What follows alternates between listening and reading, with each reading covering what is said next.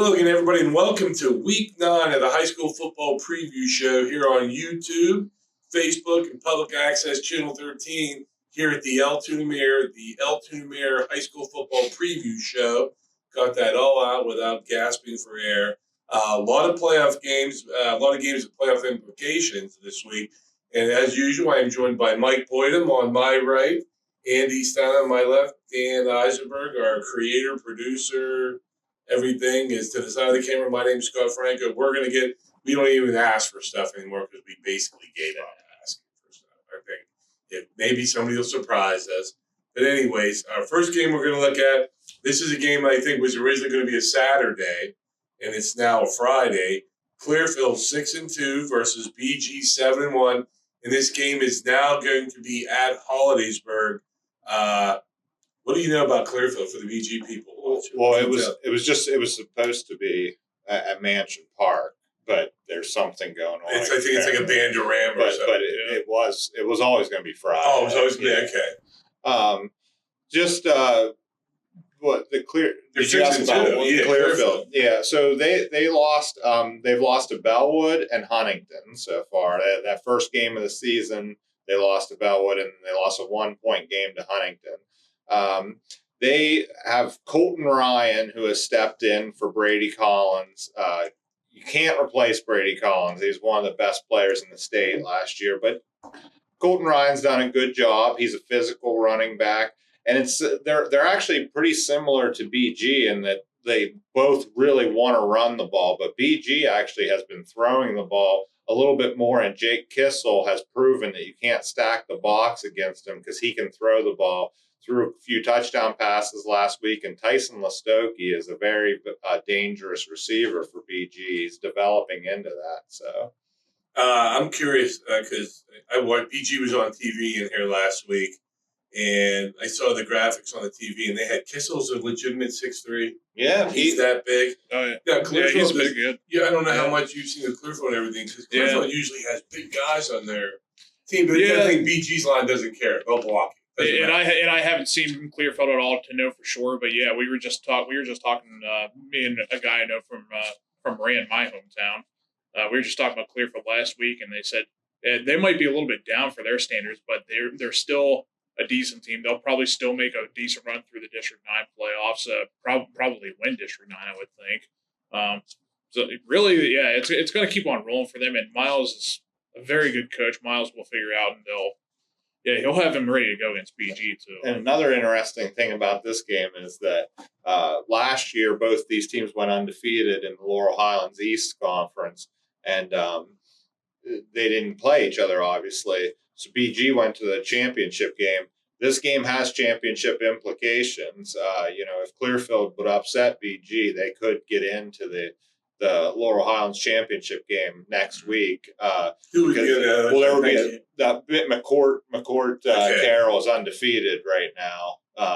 Now Cambria does only have one loss, but it goes into a 3-way tie if Huntington beats Penns Valley because Huntington, BG, and Clearfield would all have 2 losses. So Luke Rhodes is going to be sending out the pairings at about 10:30 on Friday night. And that's when we'll know how all the tiebreakers shake out. BG basically for the last several weeks has been playing like we can't afford a loss because it doesn't look like. This next game we're going to talk about, it doesn't look like McCort-Carroll is going to lose. Is there any chance that McCort-Carroll could play Guilfoyle for the championship? Yeah, that's what it would be right now. I think that looks like that would be a good game. And you don't see any difference if this game's at Hollidaysburg, right? BG's comfortable playing at Hollidaysburg. They played Claysburg last year there in the playoffs. Okay. Our next game, which also has implications here, Forest Hill 6-2 at McCort-Carroll 8-0. The McCrushkeys, is that what they're called? Yeah. That's what Rich DeLeo likes. Until next year when there'll be no more Bishop Carroll playing football there. It'll be just McCort. But Forest Hills, lost to BG last week. And again, that game was on TV. Every time it looked like Forest Hill was going to try to get back in the game, BG kind of just swatted them away. And if that BG people watching, that's me saying nice things about BG. I watched it. I can't get over how good your offensive line is. What's Forest Hill's chance in this game? Well, I just am not quite sure.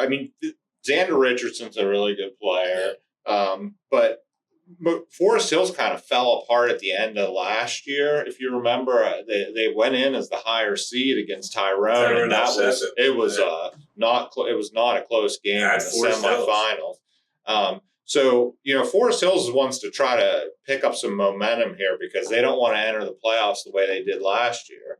On the other hand, McCort-Carroll, they only lost 2 seniors last year, and then they brought in some extra players this year, and they all have a ton of experience. And I know that they were expected to be good this year, but undefeated good. I mean, this team has outperformed even the highest expectations, I think, and they have been very impressive. They pounded Richland in a Johnstown matchup, and this is just the latest in the road for them.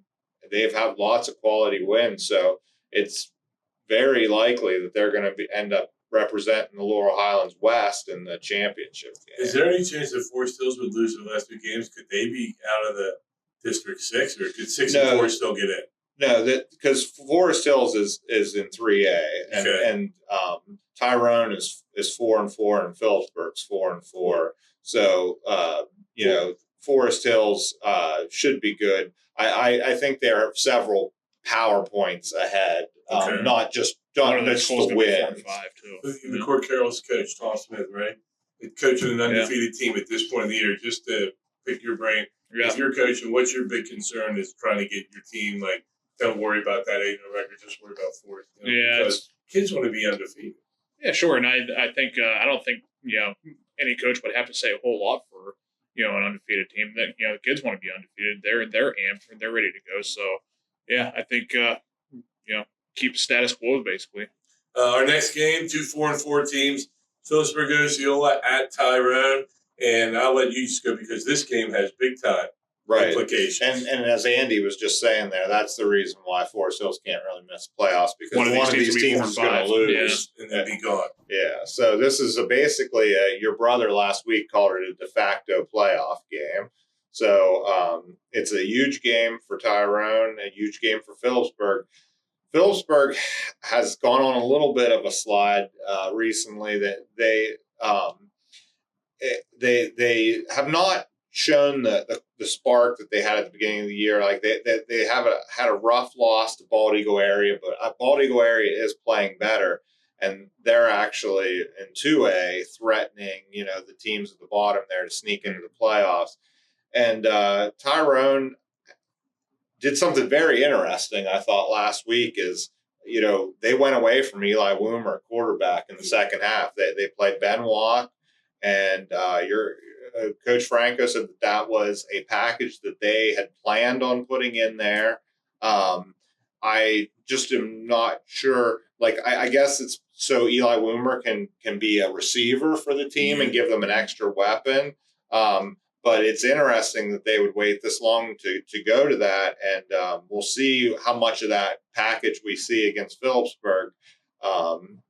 That gives them something extra to prepare for, too. I wonder if that's why he waited till, or if it was just because again, that game was on the radio, and it just seems like they could get nothing going. I mean, their opening drive, they drive down and kick a field goal. Whereas I thought if you drive down and get a touchdown. They were so close to getting a touchdown, too. They had a guy wide open, and Eli just threw a little bit over his head. You've covered, when you were at the Tyrone paper, you covered Philipsburg, Tyrone. Tyrone kids used to always just think Philipsburg, we'll take care of it. Philipsburg's good down and everything. Well, better than I can think Roman doesn't have to worry about his PO kids, right? Yeah. Would you think John Franco needs Tyrone kids to go, hey, this isn't the Philipsburg Osceola from the past? These guys are good now. They're 4-4. These guys are good. I would think that the Tyrone kids know that the Philipsburg is better this year. It's not the Philipsburg from the past. And if I remember anything about Coach Broman from his days at Mo Valley, when he taught there, he never liked Tyrone that much. So. Another note about this game is I like to call it the Jason Wilson Bowl, because he was the head coach at Tyrone. Then he was a defensive coordinator at Philipsburg for several years, and now he's back at Tyrone as the defensive coordinator. Does this game matter where it's at? Because Tyrone's home team. It's definitely advantage Tyrone from what I see, just because of the home field for sure. Our next game, Claysburg Kimmel 6-2 at Mount Union 7-1. What are your expectations for this game? And I have a question for you too, because I know you've seen. I've seen both of them. Have you seen Mount Union? I have seen. Okay. Well, go ahead. What's Claysburg Kimmel facing? Well, when I talked to Coach Gassick, his biggest concern was Nasir Collins. He said that the guy.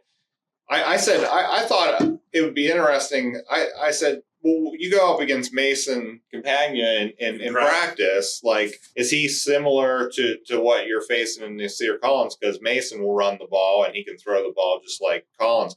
And he straight up told me, he said, there is not a player in our conference that is as explosive as Nasir Collins. Yeah. I will say this. I saw him. He single-handedly won their game against Juniata Valley. But the question is Mount Union going to make it to the finish line? Because they have so many injuries. I was told at one of their games they only had 2 healthy players on the sideline. Well, the game I covered just 2 weeks ago, they had 4 players.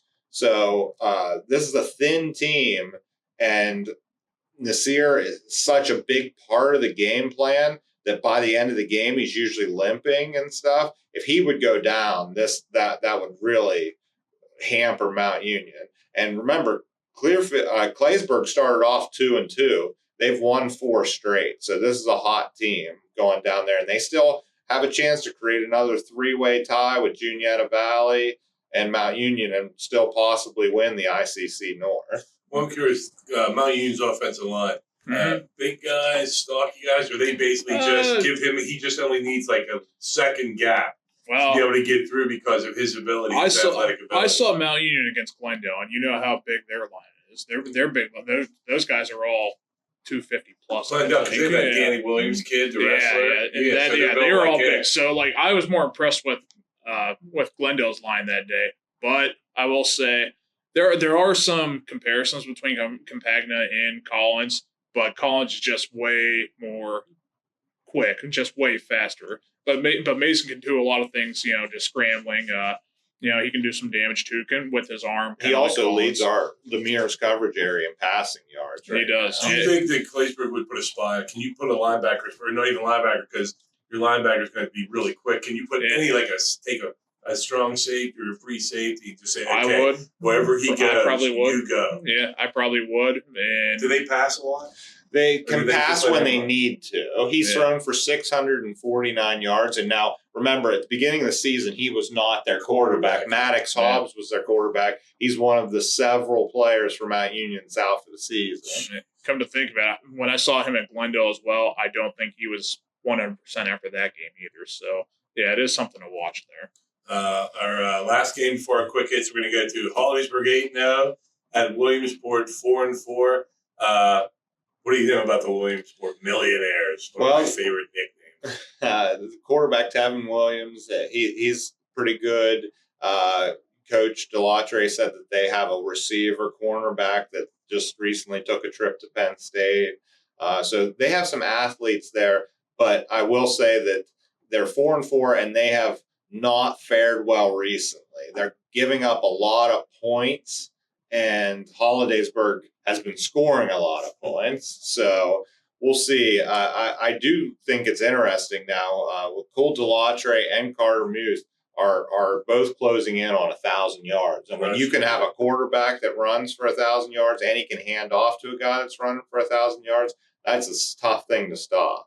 If you look at the stats too, Hollidaysburg does not throw anywhere near as well or as much as they run everything. Yeah. Couldn't you be Williamsport's coach and just, like I've said this before, and maybe just put 9 in the box, leave your corners on an island, say, get ahead, throw the ball. I guess you could do that, but I think everyone knows that Cole Delatre is more than capable of a passer as well. So, I think that's risky. I think that's risky.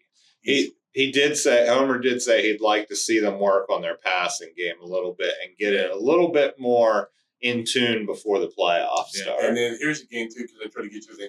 Did not Williamsport beat Jersey Shore? No. Jersey Shore beat Williamsport, and then Hollidaysburg crushes Jersey Shore.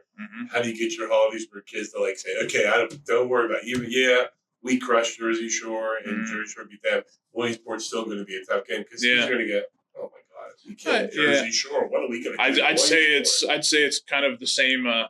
The same as what I was saying about McCort-Carroll being 8-0. So Hollidaysburg is the same record right now. So, The other thing I'll say about Hollidaysburg is they're also playing against last year's team. I think a lot of these kids came into this season and they thought, people don't think we're going to be as good as we were last year. And they want to match what the team did last year, and they've already kind of gone ahead of that because this team beat Fort Hill on the field. That last year's team beat Fort Hill because of an illegal player. So. Our quick hit segment. Altoona 2-6 at Cedar Cliff 4-4 for the Altoona fans watching. What do you know about Cedar Cliff? Well, they're very balanced. They can throw the ball, they can run the ball. They will do our weekly. They pounded Carlisle last week. And who's Carlisle?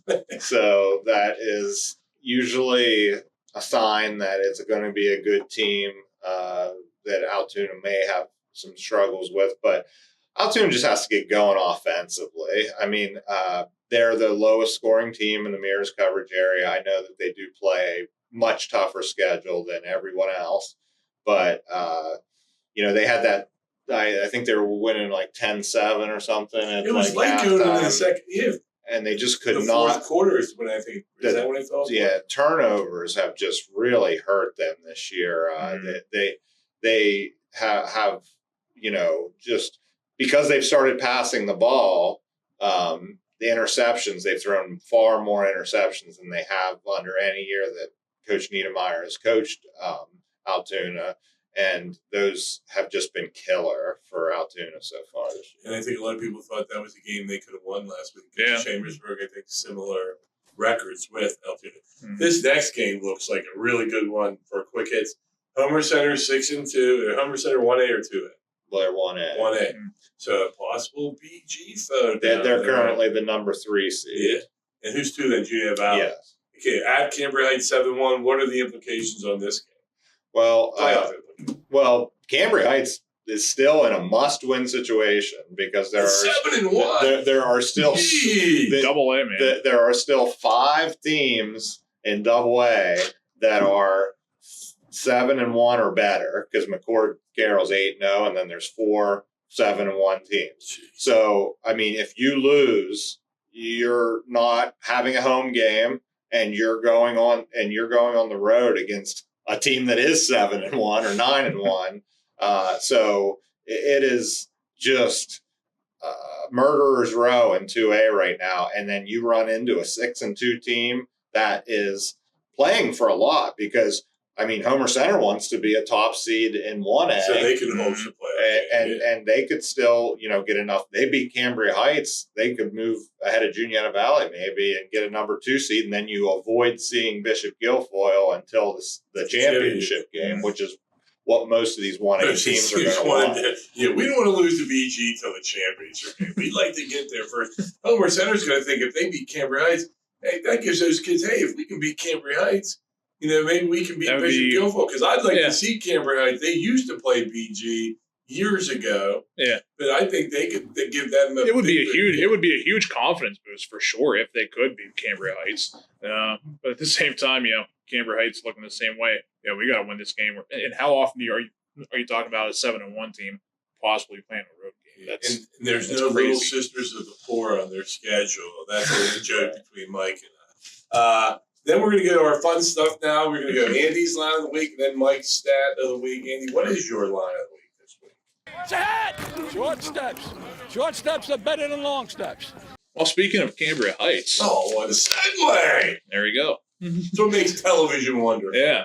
Cambria Heights is my line of the week. They had to come from behind to win last week as well. They won 34-26 over Conemaugh Township. But the stat that really pops out at you, 302 rushing yards. So those guys are, crazy. Left tackle, James Holtz. Left guard, Justin Galenis. Center, Jack Sherwood. Right guard, Nathan Wood. Right tackle, Hayden Lamer.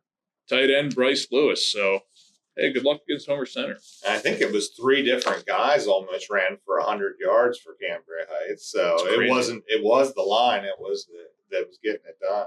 And the thing I always am impressed with, people know they're going to run, and they still do get it. those numbers. Still get That's what's impressive. Yeah. Mike, what's your stat of the week for us? Okay, so my stat of the week for this week is that this year in football has just been a bad year for anybody associated with the name or anything Frank. Because I noticed that the District 10 Franklin Knights are 0-8, and they are getting outscored 355-50. So, I mean, I just feel bad for Franklins out there that are just having a really, really bad week. You have to do some research for that. But I will say, just in case anybody's watching the show that has a name Franklin, it's not all bad. I did read that the Franklin the Turtle book series has sold 65 million copies worldwide. Hey, so there we go. So kudos to the Turtle. Any other Franklins? Hey, Ben not a good week. Ben Franklin is held in high regard still to this day for all the key contributions he has made to the world. Thank God that my parents didn't name me Franklin Stein, because that almost happened. Yeah, my dad wanted to name me Franklin Stein. His name would have been Frank. My dad has a sense of Stein. humor for sure. His name would have been Nathan. It would have been Frank N. Stein. You guys almost knew me as like Dan Frank. could put a drum shot, rim shot. Yeah. I wanna know what's the name of the game. And then our last thing here is trying to spice up the cool names segment. I didn't just want to just read that. So I tried to go names that don't look like football names, but maybe like, and without being prejudiced towards golf. So I always think of golf names as being very, like Xander. How do you say Xander? Shoffley. Yeah, Xander Shoffley. I just think, and then Bryson DeChambeau. I mean, that just sounds like golf. So you're talking golf right now. But yeah, but anyways, these 2 names here. Myersdale has an offensive lineman, defensive lineman. His name is Landon Ludy. Or maybe it's Ludy because it's Ludy, you say your screen. But Landon Ludy or Landon Ludy. And then this one, he sounds like he could be a golfer or a financial advisor. Okay. West Shamokin has a kicker, punter named Coleman Stockdale. Stockdale. Anybody who's a fan of the movie Trading Places with Eddie Murphy, the butler's name was Coleman. But Coleman Stockdale. But those are our 2 names. You think you know a name of a football player that doesn't sound like a football player? Go ahead and email it to us. Why not? Anyways, that's going to wrap up week 9 of the high school football preview show. We'll be back next week. Week 10 is going to have some those crossover. Yeah, we don't know what the schedule is for week 10. Yeah, how about it? That's kind of cool though. We like that. Yeah. But for Dan Eisenberg, next to the camera, for Mike Boyden, for Andy Side, I'm Scott Franco. Thanks for watching. We'll see you next time.